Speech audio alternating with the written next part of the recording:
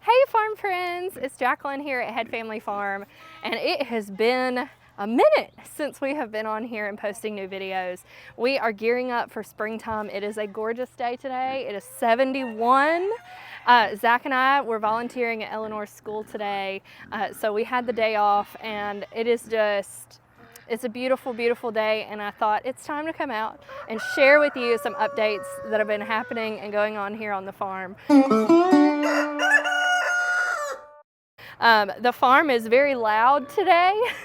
They are enjoying this warm weather and sunshine after we have had hard freezes, ice storms, and then just almost a week straight of rain, which we really needed. And as you can see behind me, our grass is already turning green thanks to all of that rain after our drought, and then this warm spell that we're having. And it is making us just so excited for this spring and this summer coming up. First out on the farm, some new things that we have going on are we have a new pig on the farm, and this is our first venture into having an animal on the farm that is not strictly a pet. This pig is going to be our bacon, and here she comes right behind me right now. We are just calling her Pig. She is a sweet pig, but this pig is going to grow. This pig is going to end up being almost 300 pounds and will give us a hanging weight of nearly 200 pounds of pork for our family. It will feed us well over a year, and we'll have some that we can share with the rest of our family. Now, it is difficult anytime you are raising an animal for protein and for meat for your family. There are a lot of feelings that go along with that, but we believe that it is important to know where your meat comes from. It is important to know what goes into that meat, and this is kind of a first step for us in that direction. We have harvested, I hear you, Mr. Goat. We have harvested chickens before, extra roosters, but this is our first large animal, and so it comes with some feelings, but it also comes with a lot of excitement knowing that we're able to provide and do that for our family. This pig came from our friends Nick and Zoe over at Chestnut Hills Farmstead. They have been raising pork for quite a while. This was some of their last litter that they were going to have, and they offered a pig up for us. So we are so blessed to have this opportunity and to have her, and as we will update y'all as things go. And she's doing something right now. Now, while we really have enjoyed having her here on the farm, you're probably asking yourself why she is just out and about, and that is because she has broken out of every electric fence setup that we have had for her so far, and we are having to add more electric to her pen and beef that up to keep her in. We've got to go from 1-strand electric to 3-strand electric, and possibly some of the electronet fence as well, because this is what she's doing everywhere. Within a day, she rooted up our entire backyard area. She has rooted up some big areas in the field, and I'm ready to get her contained so that we can stop the destruction a little bit. So that has been a challenge. We knew that. Now, we originally tried putting her in with our 3 pigs, Lucille, Rooster, and Peanut, and they fought really bad. They did not get along. Rooster is pretty dominant. He's our cut male, and he was just not having it at all. And so she was small enough then to just run under the hot wire and out.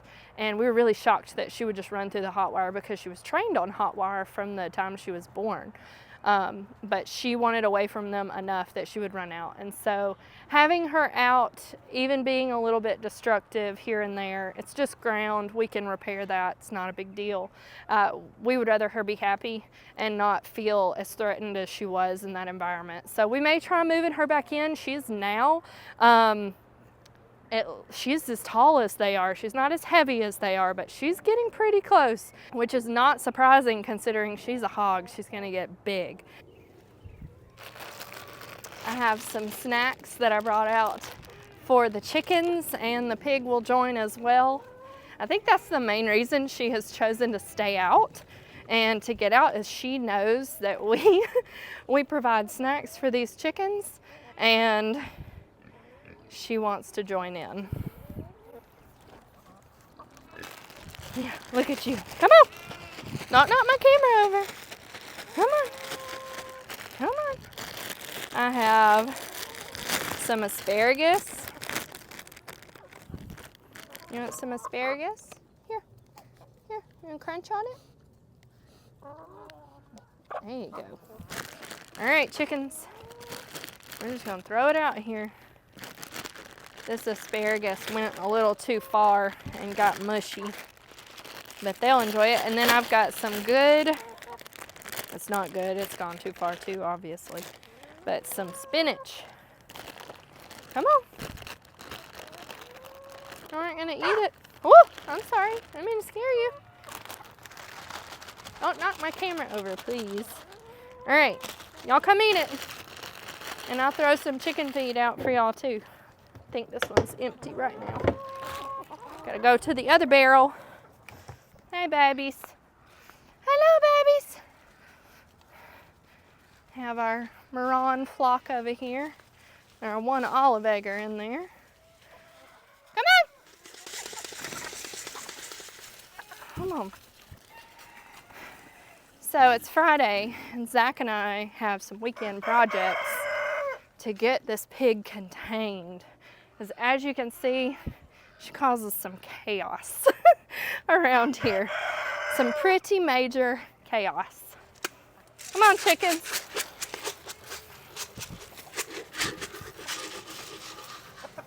There we go. There we go. A big problem with the pig is she finds any of the free ranger eggs and eats them. If they lay them in these coops back here, those coops are open all day and she can go right in there and eat the eggs. Anybody that decides that they want to lay their eggs in the barn, that's what she does too. She finds the nest and she eats them, which is great for her. It's not great for us. And anytime we find questionable nests of eggs, usually I don't float test them and then us try to eat them, because we just get so many, we don't need to do that. So I usually just give them to the pigs, and they are their favorite treat.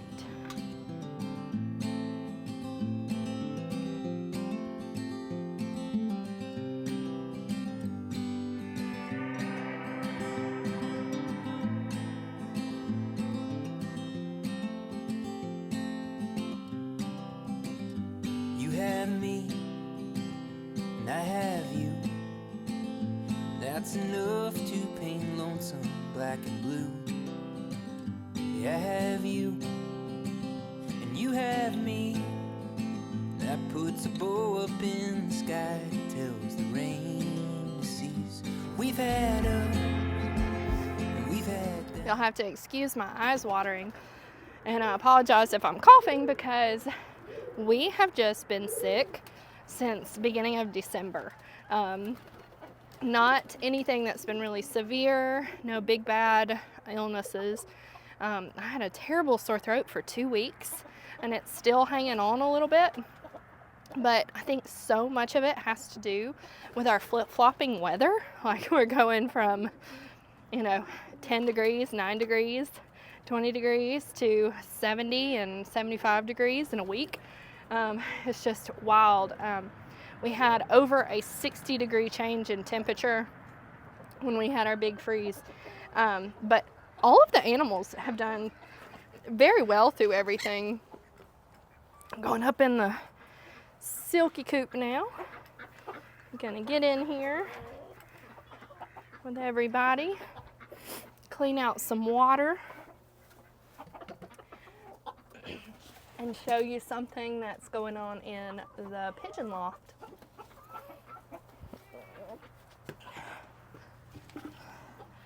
You like to make a mess? Huh? You like to make a mess?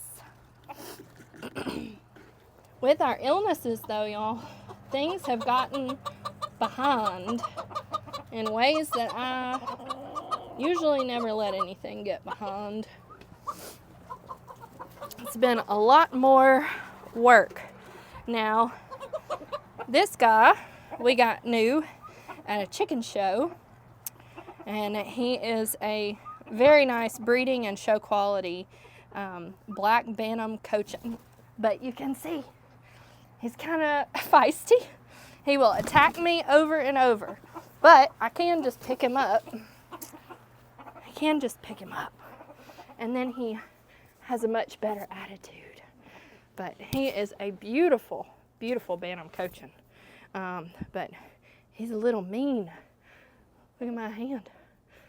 So Eleanor has not wanted to come in here as much, but I don't want to let go of him because we're really hoping that when Ariel over here starts laying a little bit more, they will have some very nice babies.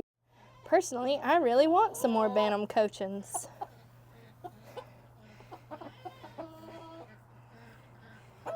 There he is.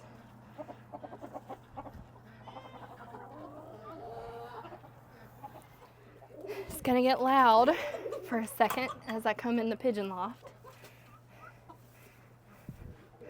because we have baby pigeons. We have baby pigeons right now. Oh, let me see. All right, let's see how Mom cooperates, or Dad. You can see in here we had one hatch, and it's already time for me to start cleaning out. Here you are, baby. Start cleaning out this nest. All right, I'm gonna back off, give you your space, you're good. Since Mary Carl gifted Eleanor her pigeons, and we have a pair of ringneck or mourning doves. I cannot remember what kind of doves they are. We have a pair of doves also. They haven't had any babies, but into the barn we go. Are you okay? What did you do? What did you do? What did you do, Cap? What did you do?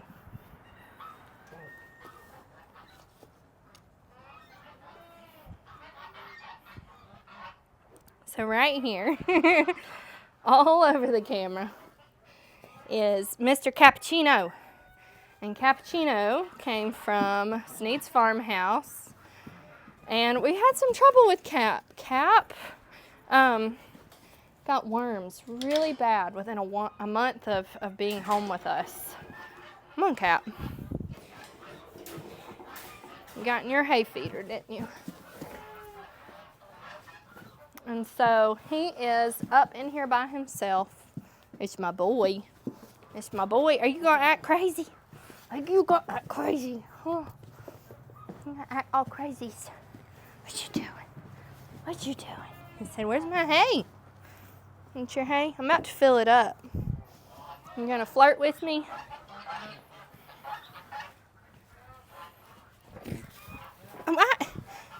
You can't jump into your hay. That's how you end up in trouble and flipped all around. No, sir. We can't love the hay. No. Nope. Let's back up. I know you love me. Yes, I know you're so in love with me. So Cap will be our herd sire, and once he is totally healthy, he's doing great. He has put so much body fat back on. He has been separated for 2 months, and I'm just really proud of how he has done and recovered. I told Zach I've started getting offended if Cap doesn't flirt with me. So now on days he doesn't flirt with me, I think, oh, well, I just don't look pretty enough today. So this hay feeder is one that he cannot get his head into. I don't love hay nets, but this is 2x2 holes. This is 2x2 holes. So he cannot get his head through. They make a 4x4 hole also. You don't want to use 4x4 holes for goats. But what does happen is the smaller the hole they're getting their hay out of, the more they rub their nose. And so he's rubbed his nose and doesn't have a lot of hair on top of it. Now, if we didn't have this hay situation, you can see him acting like a nut back there. What is you doing? What you doing, baby? Huh? Yeah, I know. If your goat's just losing hair on its nose and it's not for an environmental reason, it usually means they have a copper or selenium deficiency. And that's not the case with him. He sticks his head through these cattle panels and he's sticking his nose in this all day eating hay. And I prefer this though, because it's easy for me to take it out and fill it up and go back in and hang it up for him. And for the most part, we're keeping all the hay waste that we can off the ground, and he's going through a ton of hay. I assume he's just got a massive growth spurt, and you can probably hear the female goats and our wethers over here on the other side of the barn, and he really wants to be where they are. So I think he's expelling a lot of energy all day running around in this pen. Now, he went to Auburn when he was sick and stayed for an entire week. We really did not think he was gonna make it. I fully expected that I was taking him, dropping him off, and would never see him again. Truly, I didn't think he was gonna make it. We had just lost Muffin 2 months before that. And when he started going downhill within a month of being here, I knew I had to act really quickly. So we took him to Auburn, and it is absolutely meant to be that I did, and that I was able to do that and afford to do that, because he needed a full blood transfusion. He was so horribly anemic and overloaded with parasites, which it was Barber pole worms, which are the worst in Alabama for goats. They feed on the intestinal lining and the blood in their gut, and just drain the life out of them. And with him only being here a month, I did not worm him. He was wormed before he left Miss Judy, and I didn't worm him once he got here because he had just been wormed. You don't want to do that. You don't want to overworm because they can build up a resistance to the medication, the parasites can. And so just within a month he went downhill that much, and it's a multifold thing. One, he was way younger than everybody else here. Everybody else here's pretty much an adult. They were 4 times his size, just about. And I thought he could hold his own because he had been in with all kinds of other animals, donkeys, cows, and another large herd of Nubian goats. So he was young, which made his immune system more susceptible, and it knocked him down in the herd all the way to the bottom, basically, in the hierarchy. Then he was going from a dry farm, which is a farm that's just dirt with no pasture grass, to a farm with very lush pasture. And we had kind of tried to figure out with Muffin, what changes we could make, since we knew she died of likely parasites as well, with being just horribly anemic too and not being able to bring her back.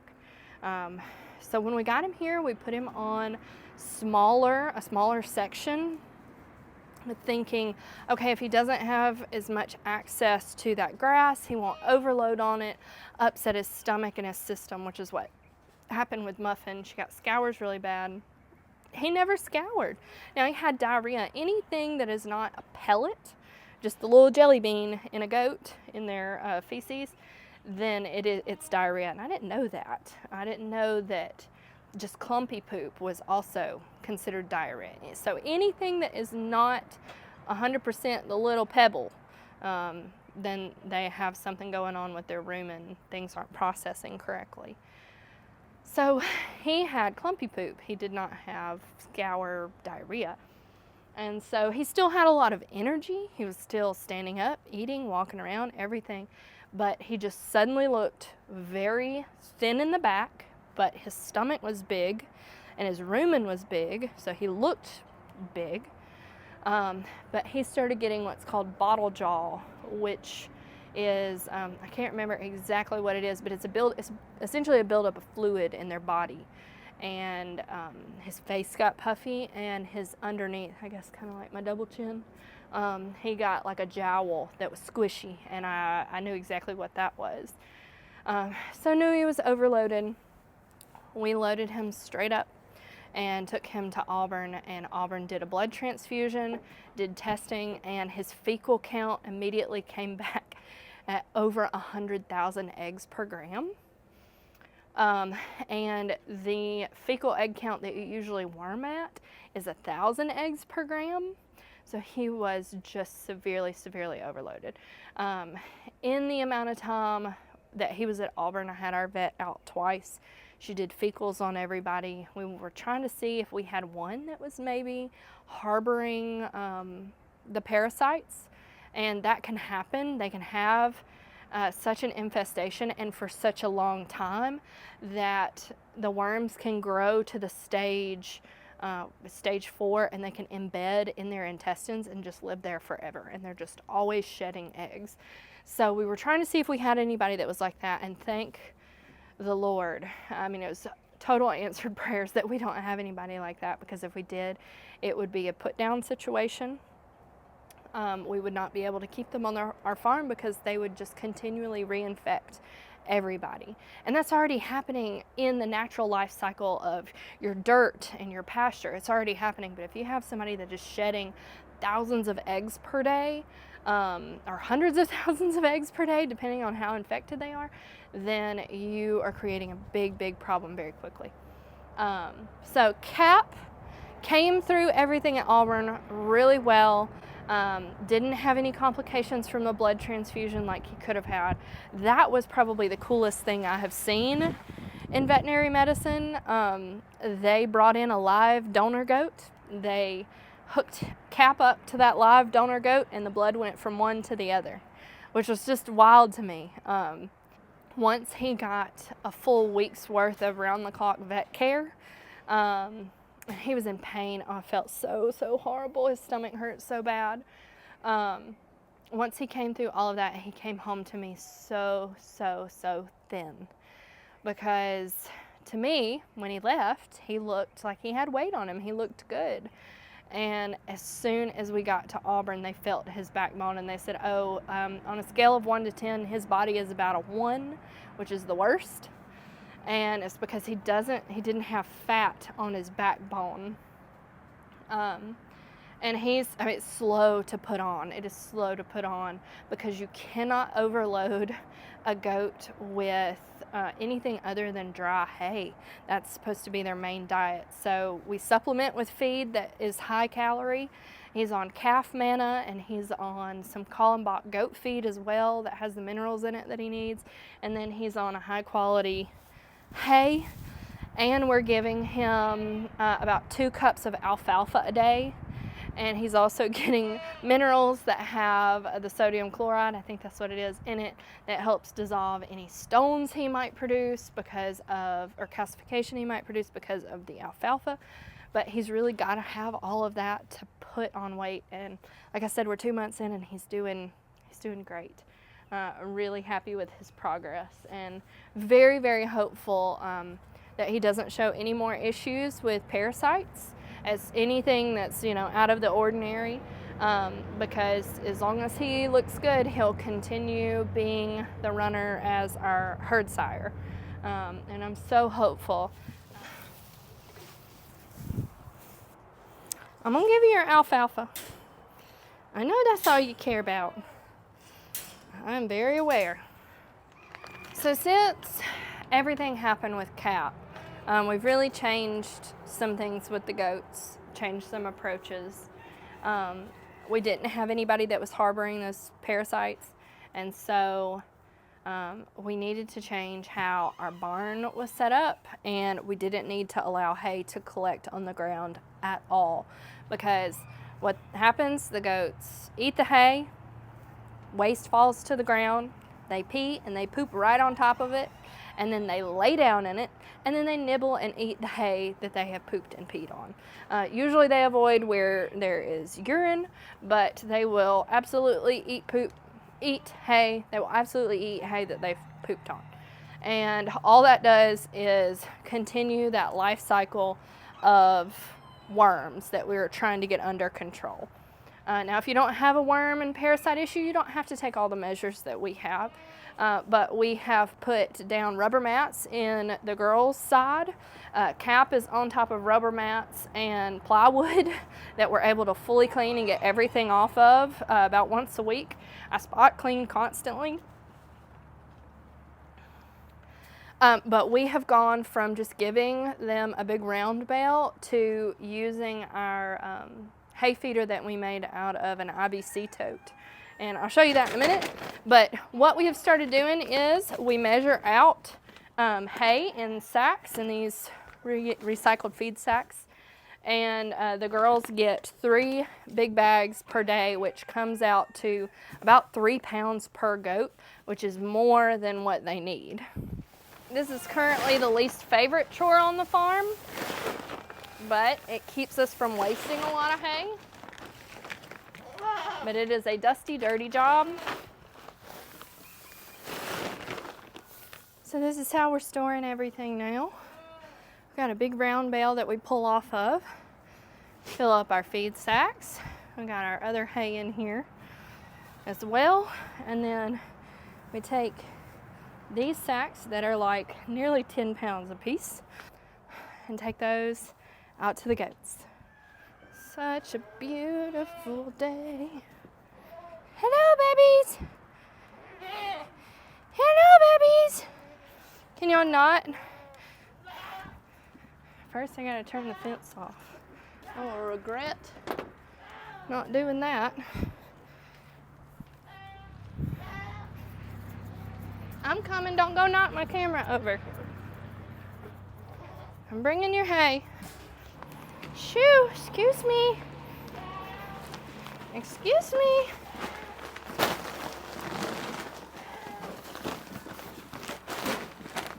Sure did it. My buddy.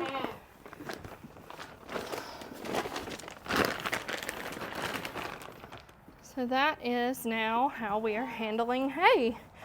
And then every day, this is hay waste from yesterday and poop. I just love poop. So much fun. We come in and we get as much hay off the ground that we can. You're never gonna get it all the time. Drive yourself crazy doing that. But if you clean it up every day like this, it's no problem.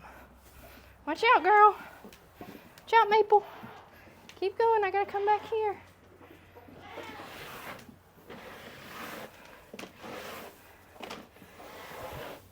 And I love doing it this way every day because it's not heavy. Really, there's not that much poop at all if you do it daily.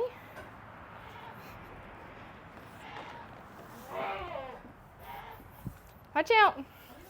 You're in my right spot. Watch out.